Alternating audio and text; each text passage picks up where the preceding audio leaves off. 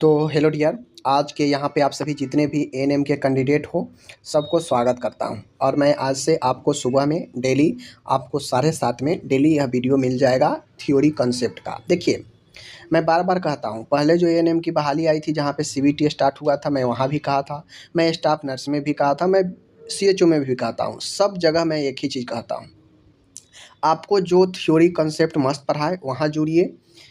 MCQ तो भरा पड़ा है, बहुत सारे चैनल पर, बहुत सारे किताब में एमसीक्यू आपको भरा पड़ा मिलेगा, लेकिन उससे हट के आपको एक बेस्ट कंटेंट दे, लगे कि हाँ वास्तव में यहाँ से मेरा कुछ हो सकता है सफलता प्राप्त, तो आप उससे फॉलो कीजिए। मैं फिर से मैंने एएनएम में भी बहुत सारे वीडियो थ्योरी पर दिया, स्टाफ नर्स में 50+ थ्योरी पर वीडियो दिया, 70+ में ऑब्जेक्टिव्स पर क्वेश्चन दिया एमसीक्यू पे, और अच्छे खासे क्वेश्चन वहाँ से पूछे गए हैं। तो उसके बाद मैं अब जो अपन एएनएम की बिहार की जो है यहाँ पे चल रही हैं, साथ में मैं बता दूं, अगर आप दूसरे भी स्टेट के हैं, एएनएम की बहुत सारे बहाली आते रहते हैं, तो आप बिल्कुल इसको फॉलो करेंगे, बहुत ही ज़बरदस्त आपको यूज मिलेगा, उपयोगी मिलेगा, ठीक है ना। देखिए, ईसीएफ एंड आईसीएफ से संबंधित 100 वन लाइनर प्रश्न उत्तर लेकर आए हैं। आज का जो टॉपिक है कॉन्सेप्ट का, वो है ईसीपी और आईसीएफ, ठीक है ना। ईसीएफ और आईसीएफ, ईसीएफ आईसीएफ से रिलेटेड पूरे के पूरे 100 क्वेश्चंस मैं देखूंगा, और इन 100 क्वेश्चन में से कहीं से भी कोई भी अगर क्वेश्चन पूछेगा एग्जाम में ईसीएफ और आईसीएफ से रिलेटेड, तो आपको इससे बाहर जाने वाला नहीं है। बात को समझ गए? चलिए, तो आप जो भी एएनएम के कैंडिडेट हैं, पता है आपको अभी बिहार में 5006 पदों पर ऑनलाइन चल रहे हैं, इसका भी एग्ज़ाम अगले कुछ महीने में हो जाएगा। तो आप लोग ज़रूर थ्योरी कॉन्सेप्ट पर ध्यान दें, और अगर आप ऐसे ही सपोर्ट करते रहें तो मैं आपसे वादा करता हूं, मैं एमसीक्यू भी एक अलग तरीका का, एक ज़बरदस्त तरीका का जो एग्ज़ाम बेस होगा मैं उस पर लाऊँगा, ठीक है। चलिए, सामने है ईसीपी का पूरा नाम क्या होता है, ईसीएफ का पूरा नाम क्या होता है, इंट्रा सेलुलर फ्लूइड होता है, ठीक है। ईसीएफ का पूरा नाम क्या होता है, एक्स्ट्रा सेलुलर फ्लूइड। अंतर क्या है, यहाँ आई है, यहाँ पे ई है, तो आई रहेगा तो इंट्रा सेलुलर फ्लूइड, अगर ईसीपी रहेगा, ईसीएफ रहेगा तो एक्स्ट्रा सेलुलर फ्लूइड। समझ गए? कहता है शरीर का सबसे बड़ा द्रव घटक कौन सा है, तो शरीर का सबसे बड़ा जो द्रव घटक है आईसीएफ, ठीक है ना। आईसीएफ होता है जो इंट्रा सेलुलर फ्लूइड होता है, समझ गए, जो कोशिका के अंदर होता है। आगे है, शरीर के कुल जल का लगभग कितना प्रतिशत आईसीएफ होता है, तो लगभग 66% जो है आपको जल के टोटल जो मात्रा होता है शरीर में, उस जल के मात्रा में हम लोग जानते हैं हमारे बॉडी में कि 60 से 70% जल ही है, हमारे बॉडी में 60 से 70% जल ही है। इन 60 से 70% में लगभग 2/3 यानी 66% जो है आपका आईसीएफ है, इंट्रा सेलुलर फ्लूइड है, ठीक है। और मैं बात करूँ शरीर के कुल जल का लगभग कितना परसेंटेज ईसीएफ है, तो ईसीएफ लगभग 1/3 होता है, 33%, यानी तिहाई में बात करेगा तो दो भाग होगा आईसीएफ का और एक भाग होगा ईसीएफ का, एक्स्ट्रा सेलुलर फ्लूइड का, ठीक है, याद रखिएगा। आगे है, ईसीएफ के मुख्य 2 घटक कौन सा है। देखिए, ईसीएफ का 2 मुख्य घटक आपसे पूछेगा, तो ईसीएफ में 2 मुख्य घटक होता है। जो एक्स्ट्रा सेलुलर फ्लूइड है जो कोशिका के बाहर होता है, वो होता है इंटरस्टिशियल फ्लूइड और प्लाज्मा। एक्स्ट्रा सेलुलर फ्लूइड जो कोशिका के बाहर वाला होता है, वह इंटरस्टिशियल फ्लूइड और प्लाज्मा, ये 2 मुख्य घटक इसके होते हैं। आगे है, इंटरस्टिशियल द्रव क्या है, तो कोशिकाओं के बीच स्थित तरल। समझ गए? कोशिकाओं के बीच में स्थित जो तरल होता है, जैसे एक कोशिका है, एक कोशिका, एक कोशिका है, एक कोशिका, एक कोशिका, एक कोशिका, और इन कोशिकाओं के बीच में जो है द्रव होगा, वह क्या होगा, इंटरस्टिशियल द्रव होता है, जो आईसीएफ का एक आपका घटक है, ठीक है। आगे बढ़ते हैं, प्लाज्मा कहाँ पे पाया जाता है, और प्लाज्मा आपका रक्त में पाया जाता है, पता है आपका, ठीक है ना। आईसीएफ में प्रमुख आयन कौन सा होता है, अभी हम लोग आईसीएफ के बारे में जान रहे हैं। अब आईसीएफ में जो आपका होता है पोटेशियम K+ प्रमुख आयन होता है। आपसे एग्जाम में पूछ देगा कि आईसीएफ में कौन सा इलेक्ट्रोलाइट प्रमुख रूप से पाया जाता है, तो पोटेशियम, ठीक है, याद रखिएगा। आगे है यहाँ पे, ईसीएफ में प्रमुख आयन कौन सा होता है। आईसीएफ में अगर आपसे पूछे प्रमुख आयन, तो पोटेशियम, और ECF जो एक्स्ट्रा सेलुलर फ्लूइड होता है, जो बाहर होता है कोशिका के, वो आपका जो होता है वो सोडियम होता है, इसका प्रमुख आयन। ठीक है, ICF में प्रमुख ऋणात्मक आयन कौन सा होता है? ऋणात्मक फॉस्फेट और प्रोटीन। ICF में ऋणात्मक आयन के पूछेगा तो फॉस्फेट और प्रोटीन। ठीक है, आगे है यहाँ पे देख लीजिए, कहता है ECF में प्रमुख ऋणात्मक आयन कौन होता है? तो क्लोराइड Cl-। देखिए क्वेश्चन को कन्फ्यूजन मत होइएगा, यहाँ समझिए। अगर ICF में सीधा प्रमुख आयन पूछेगा तो पोटेशियम। ठीक है, पोटेशियम, या धनात्मक आयन पूछेगा तो पोटेशियम। ठीक है, इसी प्रकार से ECF में पूछेगा तो ECF जो होता है उसमें सोडियम होता है, सोडियम। ठीक है, धनात्मक। उसके बाद अगर ऋणात्मक के बारे में पूछेगा तो फॉस्फेट होता है ICF में, और ECF में आपका क्लोराइड होता है। ठीक है, इस चीज़ को ध्यान में रखना है। आगे है कुल शरीर द्रव, टोटल बॉडी वाटर का औसतन कितना % जो है ये आपका कुल शरीर द्रव का औसत प्रतिशत क्या है? तो शरीर का भाग के लगभग 60% द्रव ही होता है, आपको पता होना चाहिए। ठीक है ना। आगे है रक्त प्लाज्मा शरीर के कुल जल का कितना % होता है? तो रक्त प्लाज्मा शरीर के कुल जल का कितना % होता है? लगभग 7% होता है। ठीक है ना, कुल रक्त प्लाज्मा शरीर के कुल जल का कितना % होता है? तो 7% होता है। ठीक है, इस चीज़ को ध्यान में रखना है। आगे है इंटरस्टेशियल द्रव शरीर के कुल जल का कितना % होता है? तो इंटरस्टेशियल द्रव 26% होता है। अब ये मत कहिएगा कि इंटरस्टेशियल द्रव क्या होता है, अभी ऊपर बता दिए हैं कि ये किसका घटक है। तो इंटरस्टेशियल द्रव कुल जल का लगभग 26% होता है, समझ गए। आगे है यहाँ पे ECF और ICF के बीच कौन सा झिल्ली पाया जाता है? तो कोशिका झिल्ली, सेलुलर मेम्ब्रेन पाया जाता है इन दोनों के बीच। कौन सा द्रव जो है कोशिका के भीतर होता है? तो भीतर की बात करेगा तो ICF, बाहर की बात करेगा तो ECF, एक्स्ट्रा सेलुलर फ्लूइड। ठीक है, आगे है ECF का pH कितना होता है? देखिए एक्स्ट्रा बाहर वाला का हम बात कर रहे हैं, तो बाहर वाला का pH ज़्यादा होता है 7.4, और लगभग यह क्षारीय होता है। जबकि ICF का मैं बात करूँ तो ICF का pH लगभग 7.0 होता है ICF का। ठीक है, यानी इंट्रा सेलुलर वाला का pH कम यानी 7, और एक्स्ट्रा सेलुलर वाला का pH ज़्यादा यानी 7.4। प्लाज्मा और इंटरस्टेशियल द्रव के बीच कौन सा झिल्ली होता है? तो यह कैपिलरी मेम्ब्रेन होता है। और ये दोनों किसका घटक है? और इन दोनों किसका घटक है? अभी मैंने ऊपर बताया आपको। चलिए, अभी मैंने आपको बताया है कि ECF के मुख्य 2 घटक कौन सा है? इंटरस्टिशियल फ्लूइड और प्लाज्मा। ये ECF एक्स्ट्रा सेलुलर फ्लूइड जो आपके कोशिका के जो बाहर द्रव होता है उसमें 2 महत्वपूर्ण घटक इंटरस्टिशियल फ्लूइड और प्लाज्मा। ठीक है, इन चीज़ों को ध्यान में रखना है, समझ गए। वहीं पर मैं बात करूँ ECF जो होता है 33% होता है, समझ गए, जबकि ICF बॉडी में ज़्यादा होता है, समझ गए। तो यही चीज़ हम आपको बताने का प्रयास कर रहे थे कि जो प्लाज्मा और जो इंटरस्टिशियल द्रव है किसका घटक है, ये दोनों किसका घटक है, अभी आप लोग को ऊपर मैंने बताया। तो प्लाज्मा और इंटरस्टिशियल द्रव के बीच जो झिल्ली होता है वो कैपिलरी झिल्ली होता है, यानी कोशिका झिल्ली होता है। ठीक है, आगे है यहाँ पे पसीना किस प्रकार का ECF है? Extra cellular fluid. तो यह आपका पसीना किस प्रकार का ECF है? तो सबसे पहले तो जानिए, पसीना एक प्रकार का ECF है, यानी एक्स्ट्रा सेलुलर फ्लूइड है, जो बॉडी से बाहर एक्स्ट्रा होता है वो निकल जाता है। ठीक है, यह ट्रांस सेलुलर फ्लूइड है। क्या है? यह ट्रांस सेलुलर फ्लूइड है। ठीक है, याद रखिएगा। सेरेब्रोस्पाइनल फ्लूइड किस में आता है? तो सेरेब्रोस्पाइनल फ्लूइड जो है ट्रांस सेलुलर फ्लूइड का द्रव है, जो ECF का एक भाग है। तो आपसे कोई पूछे कि पसीना किस प्रकार का फ्लूइड है, तो एक्स्ट्रा सेलुलर फ्लूइड है।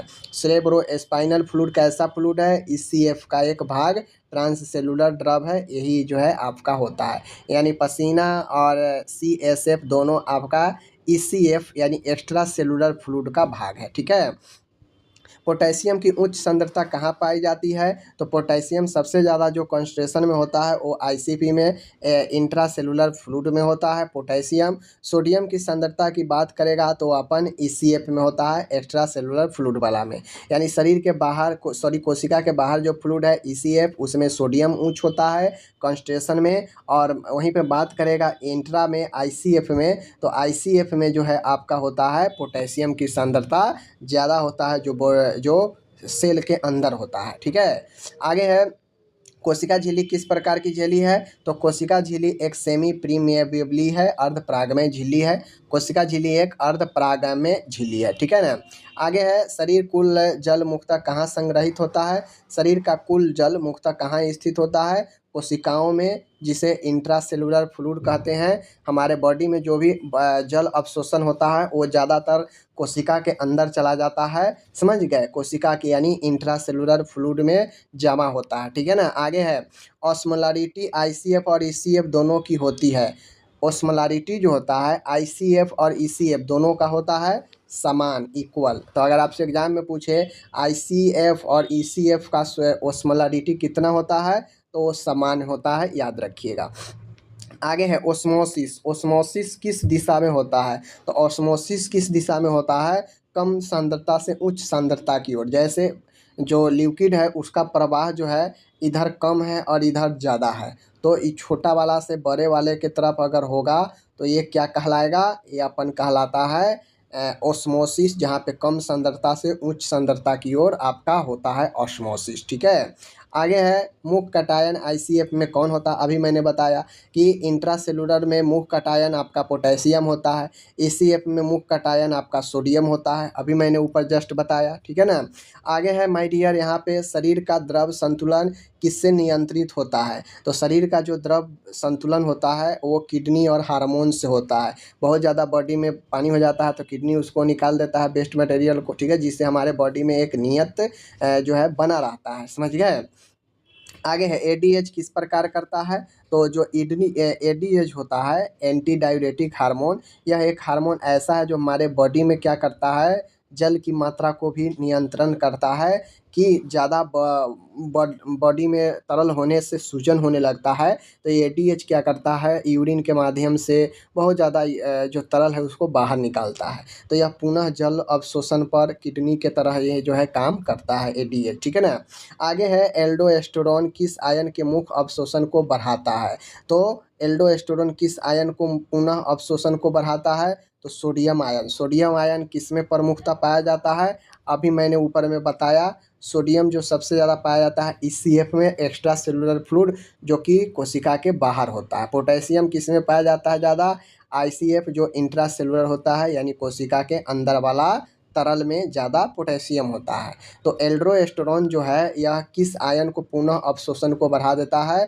तो सोडियम आयन को। ठीक है, जो कहाँ होता है? ईसीएफ में होता है।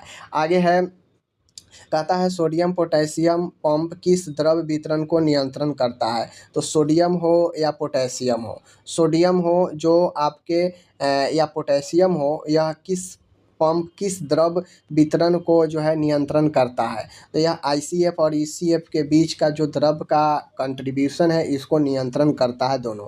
कौन सा हार्मोन जल प्रतिधारण में सहायता करता है, यानी जल के नियंत्रण में सहायता करता है? Anti diuretic hormone ADH. इसीलिए देखते होइएगा कि जब कोई पेशेंट को सूजन हो जाता है, बीपी बढ़ने लगता है, यानी उसके बॉडी में ज़्यादा तरल भर गया है, ज़्यादा प्रेशर लग रहा है, तो उसके लिए एडीएच दिया जाता है। ये एडीएच क्या करता है कि बॉडी से जो एक्स्ट्रा फ्लूइड है उसको बाहर निकाल कर सूजन या बीपी को कम करता है। ठीक है ना।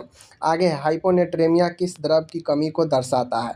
यानी आपके बॉडी में जब सोडियम की मात्रा कम जाए तो यह किस द्रव को हाइपोनेट्रेमिया किस द्रव को कमी का दर्शाता है? आपके बॉडी में कौन सा द्रव की मात्रा कम जाएगा जो हाइपोनेट्रेमिया होगा? अभी मैंने बताया सोडियम जो होता है वो आपके फ्लूइड के अंदर, कोशिका के अंदर वाले में होता है, फ्लूइड में। ठीक है ना। सॉरी, एक्स्ट्रा फ्लूइड में। तो एक्स्ट्रा वाला में आपको पता है सोडियम होता है, एक्स्ट्रा ईसीएफ में सोडियम ज़्यादा होता है। तो जैसे ही आपके बॉडी में हाइपोनेट्रेमिया हो जाए, यानी सोडियम की कमी आने लगे, तो कहीं ना कहीं वो ईसीएफ में सोडियम की कमी को दर्शाता है, क्योंकि ईसीएफ में ही सोडियम आयन पाया जाता है। डिहाइड्रेशन किस द्रव की कमी से होता है? आपके बॉडी में जो निर्जलीकरण होता है, डिहाइड्रेशन आपके बॉडी में जो ईसीएफ है, इस ईसीएफ के कमी से ही आपके बॉडी में सोडियम भी कम जाता है। ठीक है, और जिसे निर्जलीकरण लगता है, इसीलिए व्यक्ति को नमक, पानी, चीनी का घोल दिया जाता है, ताकि बॉडी में जो नमक जा रहा है वो क्या करेगा, आपका सोडियम के लेवल को बढ़ाएगा। बात समझ रहे हैं ना। तो ये आपका डिहाइड्रेशन में ईसीएफ की कमी हो जाती है, क्योंकि ईसीएफ में ही सोडियम होता है, सोडियम भी कमेगा तो बॉडी में नमक की मात्रा कमेगी। ठीक है। इंट्रासेलुलर फ्लूइड यानी आईसीएफ के बारे में पूछ रहा है। औसतन मात्रा कितनी होती है? तो ईसीएफ का औसतन 70 किलोग्राम व्यस्क की बात करें तो 25 लीटर होता है, ठीक है ना।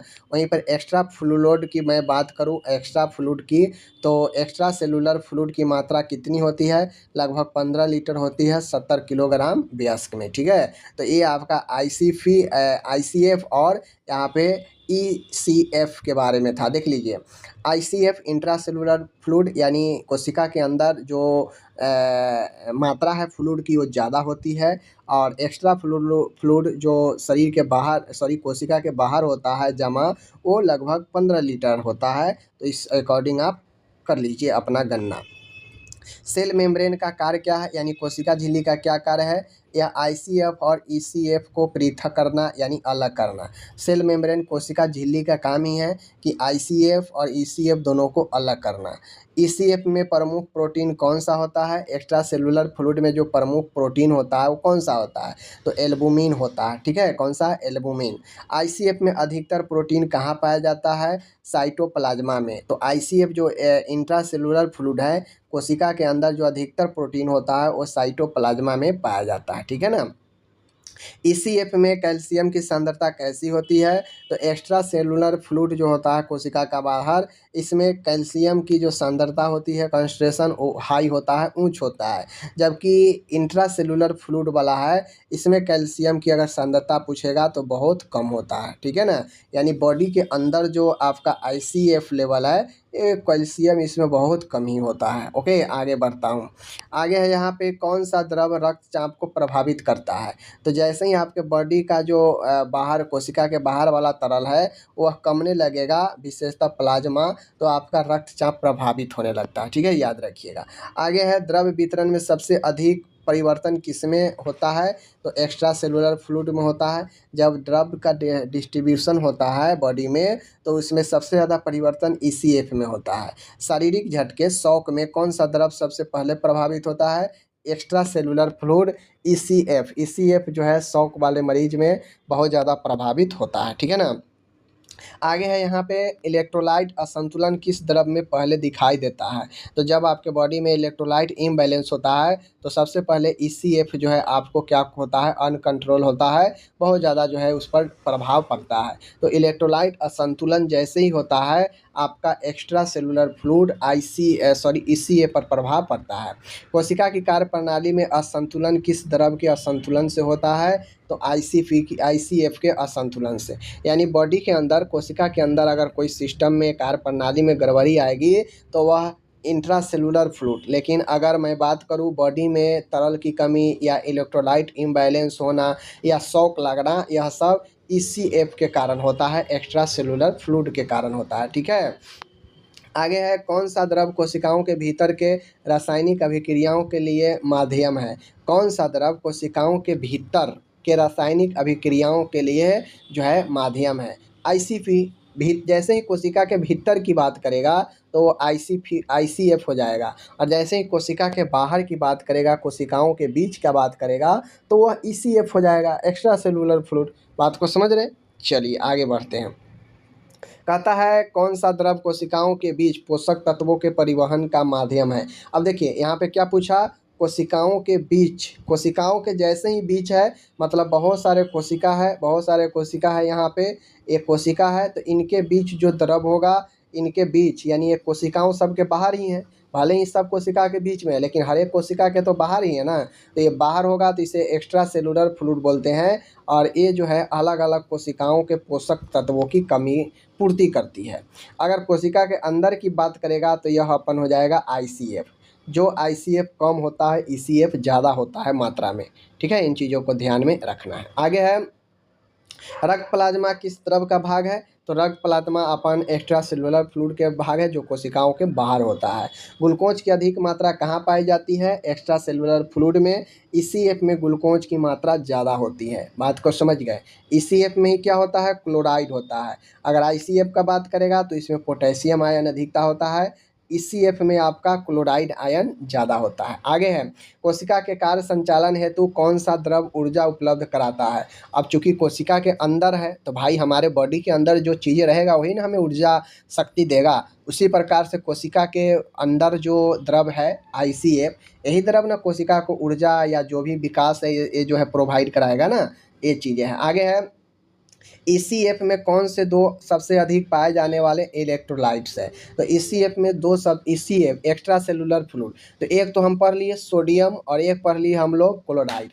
अगर निगेटिव का बात करेगा तो उसमें जो है आपका पाया जाएगा क्लोराइड ECF में ऋणात्मक आयन, और धनात्मक आयन की बात करेगा तो ECF में सोडियम होता है। इसीलिए आपको पता होगा कि व्यक्ति जब डिहाइड्रेशन होता है तो उसको NaCl दिया जाता है, ताकि उसका जो धनात्मक ऋणात्मक है वो बैलेंस हो सके और इलेक्ट्रोलाइट की क्षति, डिहाइड्रेशन की कमी को दूर किया जा सके। समझ गए, क्योंकि डिहाइड्रेशन ECF में गड़बड़ी से ही होता है। आगे है, रक्त द्रव्यमान का लगभग कितना % प्लाज्मा होता है। तो लगभग 55%। आप सबको पता है रक्त द्रव्यमान में अगर 100% रक्त की बात की जाए तो लगभग 40 से 45% जो है ब्लड कार्पसल्स होता है, और लगभग 50 से 55% आपका प्लाज्मा होता है। सब लोगों को पता है, ठीक है ना। कहता है किस प्रकार का द्रव सेलुलर एक्टिविटी को नियंत्रण करता है। तो भाई अब जो हमारे बॉडी के अंदर जो पदार्थ जो खाएंगे पिएंगे वही तो हमारे बॉडी को ऊर्जा को, गति को नियंत्रण करेगा। तो ICF जो द्रव है जो कोशिका के अंदर होता है, यही द्रव जो है कोशिका एक्टिविटी को भी नियंत्रण करता है। ठीक है। आगे है, अम्लीय अवस्था में कौन सा द्रव अधिक प्रभावित होता है। तो अम्लीय अवस्था में कौन सा द्रव अधिक प्रभावित होता है। तो इंट्रासेलुलर फ्लूइड ICF, चूँकि यहाँ पे कोशिकाओं को क्षति पहुँचती है। क्षारीय अवस्था का प्रभाव किस पर पड़ता है। क्षारीय एल्कोलोसिस की बात करेगा तो ECF एक्स्ट्रा सेलुलर क्षारीय में आपका, चूँकि आप लोग देखे भी हैं कि अम्लीय में आपका जो है सबसे ज़्यादा प्रभावित होता है तो ICF है इंट्रासेलुलर फ्लूइड, और क्षारीय में जो सबसे ज़्यादा द्रव प्रभावित होता है वो ECF होता है। ठीक है ना। आगे है यहाँ पे ट्रांससेलुलर द्रव ECF का कितना भाग होता है। अभी मैंने पढ़ाया एक्स्ट्रा सेलुलर फ्लूइड का भाग है ट्रांससेलुलर फ्लूइड, और एक मैंने और आपको पढ़ाया है। ठीक है ना, दोनों ट्रांससेलुलर फ्लूइड का प्रकार है। तो ट्रांससेलुलर द्रव ECF का लगभग 1 से 2% ही है। ठीक है ना, 1 से 2% ही ट्रांससेलुलर होता है ECF का। आँखों में मौजूद एक्वस ह्यूमर किस प्रकार का द्रव है। ट्रांससेलुलर है, ECF है। ट्रांससेलुलर का मतलब है कि आर पार चीज़ें दिखता है। ठीक है ना, ट्रांसपेरेंट है, वैसा तरल जिससे आसपास की चीज़ें दिख सकता है। तो चाहे वो एक्वस ह्यूमर हो, चाहे वो आपका प्लाज्मा हो, चाहे वो आपका, मैं बात करूँ यहाँ पे ट्रांससेलुलर हो, ये सब जो है आपका क्या है ट्रांससेलुलर है, क्योंकि इस तरल से आगे आर पार दिख सकता है चीज़ें। ठीक है ना। तो एक्वस ह्यूमर जो आँख में पाया जाता है ये भी ट्रांससेलुलर ECF का ही होता है। आगे है यहाँ पे, ICF में कौन से जैव अणु अधिक पाए जाते हैं। तो ICF में जो बायोलॉजिकल होते हैं सबसे ज़्यादा अणु, वह प्रोटीन और एंजाइम पाया जाता है। चूँकि ये कोशिका के अंदर की बात है तो कोशिका के अंदर के लिए, कोशिका के विकास के लिए प्रोटीन भी चाहिए, एंजाइम भी चाहिए, खनिज भी चाहिए। तो ICF में जैव अणु अधिक पाए जाते हैं द्रोटीन और एंजाइम में। ठीक है। आगे है, कौन सा द्रव तंत्रिका आवेगों के संचार में भूमिका निभाता है। कौन सा द्रव तंत्रिका आवेग यानी नर्व में सिग्नल प्रोवाइड करता है, कौन सा। तो एक्स्ट्रा सेलुलर फ्लूइड Na के कारण, सोडियम के कारण, क्योंकि हमारे बॉडी में सोडियम के कारण बहुत सारे सिग्नल पास होते हैं। तो नर्व में भी सिग्नल सोडियम देता है जो ECF का एक आपका भाग है। ठीक है ना। आगे है, कोशिकाओं की झिल्ली में इलेक्ट्रोलाइट का असंतुलन किसे प्रभावित करता है। तो जैसे ही इलेक्ट्रोलाइट का असंतुलन होता है तो यह ICP और ECF दोनों को प्रभावित करता है, यानी इंट्रा और एक्स्ट्रा दोनों को प्रभावित करता है। आगे है, रक्त की मात्रा को स्थिर रखने में कौन सा द्रव सहायक है। तो रक्त की मात्रा को स्थिर रखने के लिए ECF एक्स्ट्रा सेलुलर फ्लूइड जो कोशिकाओं के बाहर है। ठीक है। कहता है किस द्रव में अधिक जल संरक्षित होता है। तो इंट्रासेलुलर फ्लूइड में जल ज़्यादा जो है स्टोर होता है, संरक्षित होता है। सोडियम पोटेशियम एटीफेज पंप कहाँ कार्य करता है। कोशिका झिल्ली पर कार्य करता है। सोडियम पोटेशियम पंप ICF और ECF के बीच किस प्रकार परिवहन करता है, तो यह एक्टिव ट्रांसपोर्ट यानी सक्रिय परिवहन के रूप में काम करता है इधर से उधर। ठीक है, आगे है सोडियम पोटेशियम पंप में कितने Na बाहर और पोटेशियम प्लस अंदर जाते हैं, तो 3A बाहर जाते हैं और 2 पोटेशियम अंदर जो है आते हैं। ठीक है, आगे ICP की कैल्शियम सांद्रता समानता कैसी होती है, तो इंट्रा सेलुलर फ्लूइड जो फ्लूइड के अंदर कोशिका के अंदर होता है उसमें कैल्शियम सांद्रता बहुत कम होता है। सेल के ऑस्मोटिक संतुलन में कौन प्रमुख भूमिका निभाता है, तो सेल के ऑस्मोटिक संतुलन में एक्स्ट्रा सेलुलर फ्लूइड के सोडियम जो है काफ़ी ज़्यादा भूमिका निभाता है। ठीक है ना। द्रवों का संचरण किस सिद्धांत पर होता है, तो ऑस्मोसिस पर होता है। और आपको पता है कि कम सांद्रता से बड़े सांद्रता की ओर जो है ऑस्मोसिस में होता है प्रवाह। ठीक है, आगे है यहाँ पे देखिए पानी की कमी सबसे पहले कहाँ पे महसूस होता है, तो ECF में, एक्स्ट्रा सेलुलर फ्लूइड में, और यहीं से डिहाइड्रेशन भी प्रभावित होता है। कोशिका संकुचन और प्रसार किस द्रव संतुलन से प्रभावित होता है, तो कोशिका में जो संकुचन होता है, जो फैलाव होता है, वह किसके प्रभाव से, तो ICF और ECF। ठीक है, ECF जब ICP लेवल बढ़ेगा तो कोशिकाओं में बहुत ज़्यादा क्या होगा, फूलेगा कोशिका। जब ECF में बढ़ने से क्या होगा, यहाँ पे आगे है शरीर का जल संतुलन किस अंग द्वारा होता है, तो किडनी द्वारा होता है। ठीक है ना, किडनी द्वारा। आगे है प्लाज्मा प्रोटीन का मुख्य कार्य क्या है, तो प्लाज्मा प्रोटीन का मुख्य कार्य है कोलाइड ऑस्मोटिक प्रेशर को बनाए रखना, यानी जो ऑस्मोटिक प्रेशर होता है उसे बनाए रखने का काम प्लाज्मा और प्रोटीन का है।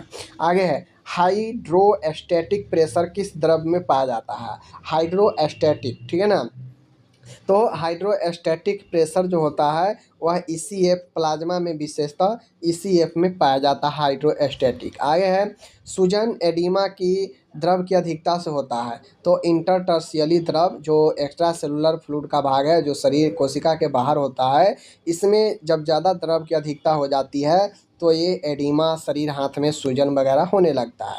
पसीने द्वारा द्रव की हानि किससे होता है, तो पसीना जो निकलता है एक्स्ट्रा सेलुलर फ्लूइड, बॉडी में डिहाइड्रेशन होता है, एक्स्ट्रा सेलुलर फ्लूइड। समझ रहे हैं चीज़ों को, आगे बढ़ते हैं। आगे है ECF का पूरा नाम क्या है, एक्स्ट्रा सेलुलर फ्लूइड जो कोशिका के बाहर होता है। ICF होता है जो कोशिका के अंदर होता है, इंट्रा सेलुलर। शरीर के कुल जल का 2/3 भाग किसमें होता है, इंट्रा सेलुलर फ्लूइड में होता है जो कोशिका के अंदर होता है। शरीर के कुल जल का 1/3 भाग ECF में, एक्स्ट्रा सेलुलर फ्लूइड में होता है। समझ गए। ECF के 2 प्रमुख घटक इंटरटर्शियल द्रव और रक्त प्लाज्मा, जो एक्स्ट्रा सेलुलर फ्लूइड का भाग है इंटरटर्शियली और रक्त प्लाज्मा। ठीक है ना। आगे है ICF कहाँ पाया जाता है, तो ICF शरीर के सभी कोशिकाओं के अंदर जो है आपको पाया जाता है। समझ गए। ICF मतलब इंट्रा, शरीर के सभी कोशिकाओं के अंदर इंट्रा यानी ICF होगा। अब आगे है 70% किलोग्राम में कुल शरीर जल जो है लगभग कितना होता है, तो 70% का व्यक्ति है उसमें कुल जल लगभग जो होगा कितना होता है, तो लगभग 42 लीटर होगा। अब आपको पता होना चाहिए, मैं बता दूं 70 का आप 60% निकालिए, 70 का 60% निकालिए, इससे ये गया, इससे ये गया, तो लगभग 7 छक 42 लीटर हुआ ना। तो अगर कोई 70 किलोग्राम का व्यक्ति है तो उसके बॉडी में जो टोटल जल होगा वो 42% होगा, क्योंकि हमको पता है कि लगभग 60 से 70% जल होता है। ठीक है, तो हम 60 पर निकालेंगे तो लगभग 42% जल, 42 लीटर लगभग जल होता है। ठीक है। ICF की मात्रा औसतन कितनी होती है, तो जब ICF 28 लीटर होगी और ऊपर से 42 लीटर आपका ECF होता है, एक्स्ट्रा सेलुलर फ्लूइड जो कोशिका के बाहर होता है, वो 42 लीटर और इंट्रा सेलुलर सेल के अंदर 28 लीटर। तो उम्मीद है आप दोनों समझ गए होंगे।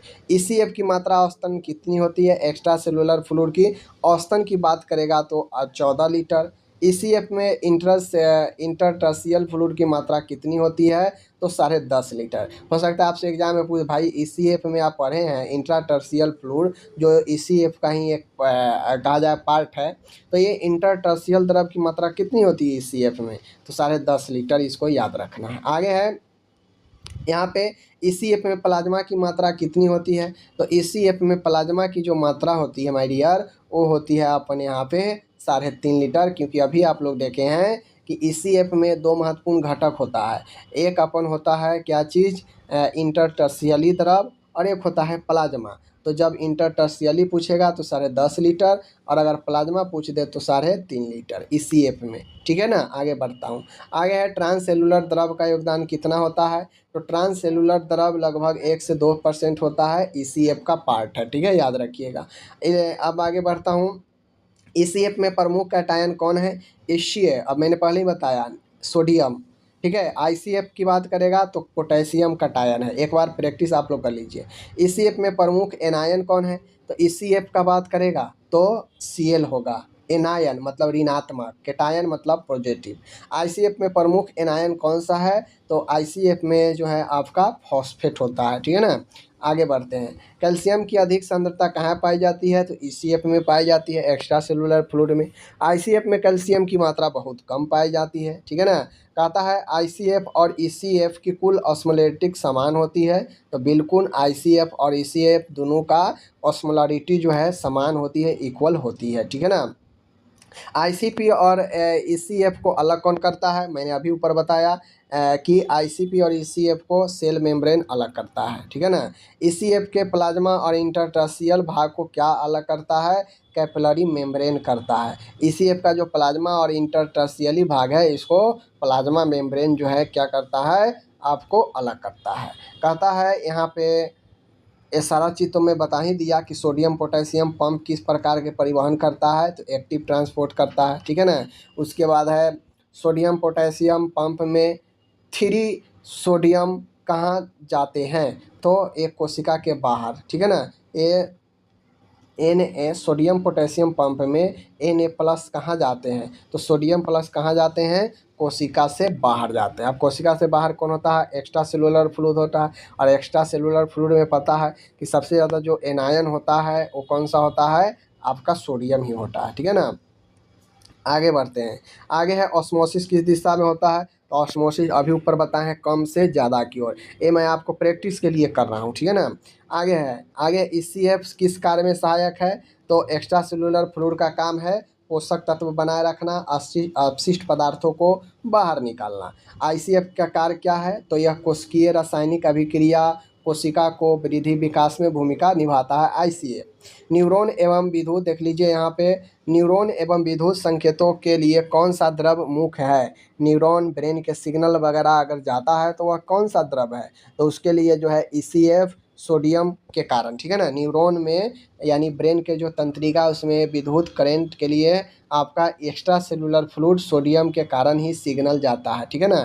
तो इन चीज़ों को ध्यान में रखना है। आगे है यहाँ पे मांसपेशीय संकुचन में कौन सा द्रव महत्वपूर्ण है। अगर किसी का मसल्स क्रैम्प हो, मसल्स कंस्ट्रिक्शन हो, तो उसमें इंट्रा सेलुलर फ्लूइड जो कोशिका के अंदर जो है चीज़ें को प्रतिस्थापित करता है, और इसमें जो है आपका पोटेशियम और कैल्शियम के कारण ऐसा होता है। ठीक है ना। आगे मैं बढ़ता हूँ। प्लाज्मा प्रोटीन का मुख्य कार्य क्या है। तो प्लाज्मा प्रोटीन का मुख्य कारण है जैसे एल्बुमिन, ऑस्मोटिक प्रेशर को बनाए रखना। ठीक है ना, ऑस्मोटिक प्रेशर को बनाए रखना। आगे मैं बढ़ता हूँ। ठीक है। आगे है द्रव और असंतुलन। आगे है डिहाइड्रेशन सबसे पहले किस द्रव को प्रभावित करता है। तो जैसे ही आपके बॉडी में डिहाइड्रेशन है मतलब ECF की कमी हो रही है। ठीक है। सूजन किस द्रव की वृद्धि से होती है, इंटरटर्शियल द्रव, और यह किसका पार्ट है, ECF का। ठीक है ना।